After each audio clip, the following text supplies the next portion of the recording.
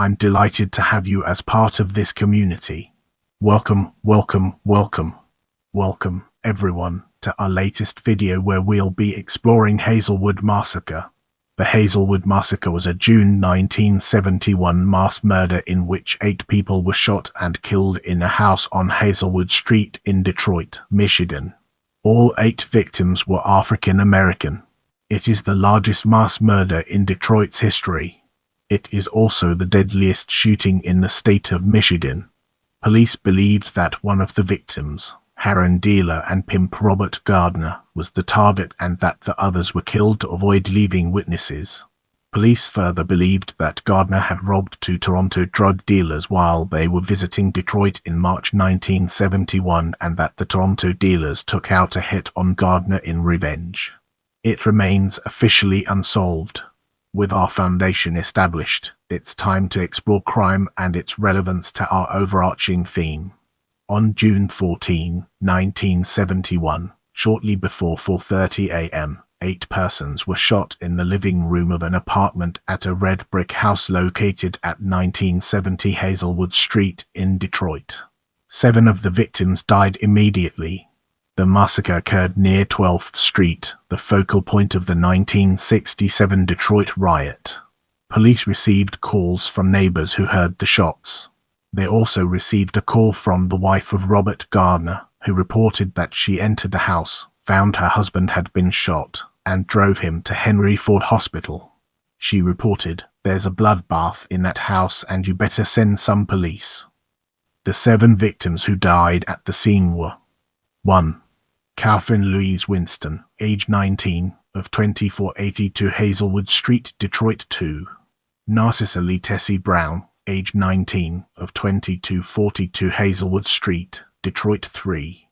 Catherine Betty Barsa, age 22, also known as Catherine Varsa and Shelia Williams, of 1600 Seward, Detroit. 4.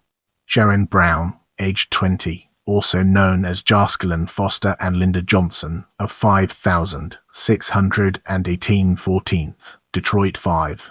Romandel Burton, age 24, of 69 Portage, Highland Park, and a security guard at Tiger Stadium. 6. Carl Carrington Mounts Jr., age 27, also known as Robert Lee Goff, of 2708 West Grand Boulevard, Detroit. 7. Lloyd Tabu Tyler, 27, of 1975 Webb, Detroit. All 7 were shot in the head at close range. Cartridges were recovered from guns with 3 different calibers. Analysis of the cartridges identified the murder weapons as a caliber carbine, a caliber pistol, and a caliber automatic. 3 of the women had their hands tied in front with rubber surgical tubing, and one of the women had her arms wrapped around another's waist. All of the bodies were found in the living room. 2 of the men appeared to have been sitting on the floor, and their heads fell into the fireplace after being shot. Another was leaning against the couch. 3 of the women were on the couch, and the 4th woman was near the couch. The 8th victim, Robert Gardner, was shot in the mouth, chest and stomach. He fell approximately from the front door. Police theorized that he answered the door and was shot as he backed away from the shooters. Gardner was taken to Henry Ford Hospital where he died from his wounds 6 days later, on June 20. All 8 victims were African American. 3 other occupants of the apartment, 2 women and 1 man, escaped by breaking through the rear window of a sun porch and fleeing down an alley. They came to police headquarters afterward. The killings became commonly known as the Hazelwood Massacre. In this section, we'll be deep diving into immediate findings and theories, unraveling its complexities and uncovering valuable insights. 4 men were seen fleeing the house. Witnesses described them as wearing windbreakers and Tam O'Shanter hats. Inside, police found 11 guns, 5 handguns, 5 long guns, and a shotgun, none of which had been fired recently. Subsequent analysis confirmed that the guns in the house were not used in the massacre. Police also found packets of a substance believed to be heroin, as well as paraphernalia, including spoons, tin foil, and hypodermic needles. A total of $673 in 2022 in cash was found on the victims, including 5 $100 bills. Vera Gibson, who lived with her husband and children in the apartment directly above the murder scene, said she woke to the sound of breaking glass, presumed to be the sound of the 3 survivors breaking the sun porch window, and then heard several gunshots a few minutes later. Gibson then heard Mrs. Gardner run upstairs, reporting that her husband had been shot and asking to use the phone. However, the Gibsons had no telephone. Gibson described the Gardners as a pleasant couple who had moved in recently. Neighbors reported that young people had recently been seen going in and out of the house during the night. A team of 20 detectives, led by Homicide Inspector James Bannon, was assigned to the investigation. Inspector Bannon described the apartment as a suspected narcotics den. He said that 4 of the 7 killed had criminal records for narcotics and prostitution. One of the victims, Lloyd Tyler, had multiple felony convictions, including a 1968 robbery of a jewelry store that ended in a shootout with police. He was a heroin addict who had been ordered to enter a federal narcotics treatment center in Kentucky as a condition of probation, but it rejected him due to his antisocial behavior. Bannon called it an execution-type slaying. He added that they were mystified at the cemetery, even placid, positions of the 7 bodies, noting that one man was found with a cigarette in his hand and dollar bills on his lap. In the days immediately following the shooting, police rejected the notion that the massacre was a robbery, as the perpetrators left both money and drugs untouched at the scene.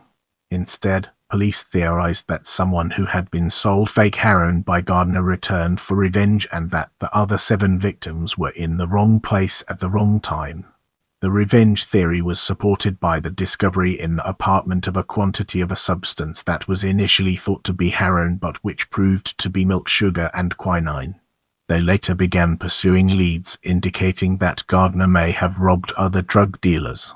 Moving forward, we'll be taking a closer look at shooting of Gerald Williams. Police later opined that Gardner was the target of the attack. Police described the other victims as Gardner's associates, 3 dealers and 4 prostitutes, who were killed in order to eliminate them as witnesses. Police described Gardner and another individual, Gerald Williams, as middle-rank heroin dealers. Based on its investigation, the Detroit Free Press reported that Gardner was both a heroin dealer and a pimp. 4 days after the Hazelwood massacre, Williams was shot 6 times and killed at a motel on the west side of Detroit. Police believed that Williams had set up Gardner, telling the gunmen where to find him. Police suspected that Williams may even have been in the apartment on Hazelwood at the time of the massacre and that he was subsequently killed to eliminate him as a witness. With our curiosity piqued, let's embark on a dedicated exploration of Toronto Connection and its fascinating intricacies. A few days into the investigation, police began following a lead tying the massacre to Toronto, Ontario, Canada. A team of homicide detectives was sent there. Sources informed the Detroit Free Press in late June that Williams was supplying heroin to dealers in Toronto, but the Toronto dealers were angry that Williams was diluting the heroin. Gardner then took over supplying the Canadians, but he was also suspected of diluting the product.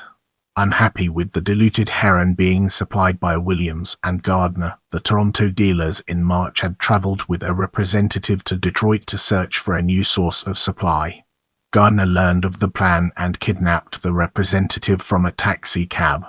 Gardner then used the man to gain access to a motel room where the 2 Toronto dealers were staying. Gardner and an accomplice reportedly then robbed the dealers, getting away with approximately $13,000 in cash, $4,000 in jewelry, and $3,000 to $4,000 in cocaine. Rather than killing them, Gardner then released the dealers and their agent. In retaliation, the Toronto dealers reportedly hired gunmen to kill Gardner. Gardner got wind of the planned hit and moved from his apartment at 2635 Cortlandt to a house at 95 Portage in Highland Park. The Highland Park location was reportedly used by 2 of the other victims, Lloyd Tyler and Romandel Burton, to sell heroin for Gardner. Seeking to remain on the move, Gardner relocated to the apartment on Hazelwood.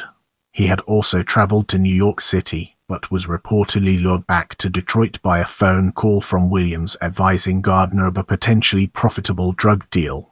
Now, let's shift our focus to Aftermath and embark on an intellectual exploration of its various dimensions. At the time it occurred, the Hazelwood massacre was the biggest mass slaying in Detroit's history. It was part of a record year for murders in Detroit, many tied to drug wars, with the final death toll for 1971 reaching 690. During the years, Detroit led the nation in homicides and became known as Murder City. As of 2001, the Hazelwood massacre remained the worst mass killing in Detroit's history. In 1990, 5 people were fatally shot and another critically injured at a reputed crack house in northeast Detroit. It was the worst mass murder in Detroit since the Hazelwood massacre. No one has ever been arrested, and the case remains open. Remember to follow me on social media for behind-the-scenes content and updates.